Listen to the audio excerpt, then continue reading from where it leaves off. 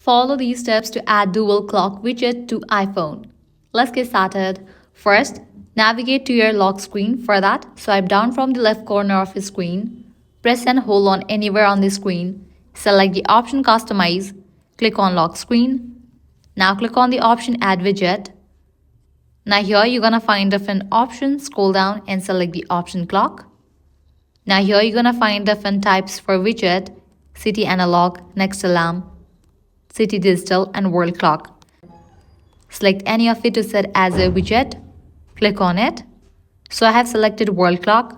Likewise, you can also select another one. I'm gonna select City Digital. If you wanna change the location for any of the clock, you have to click on it. With that, you're gonna find tons of city options. Select the one that you wanna set. Once you are done, you can click on the option Done, and here you go. So this way you are able to add dual clock widget to iPhone lock screen. If this guide helped you out, don't forget to like, share, and subscribe to our channel. Thanks for watching.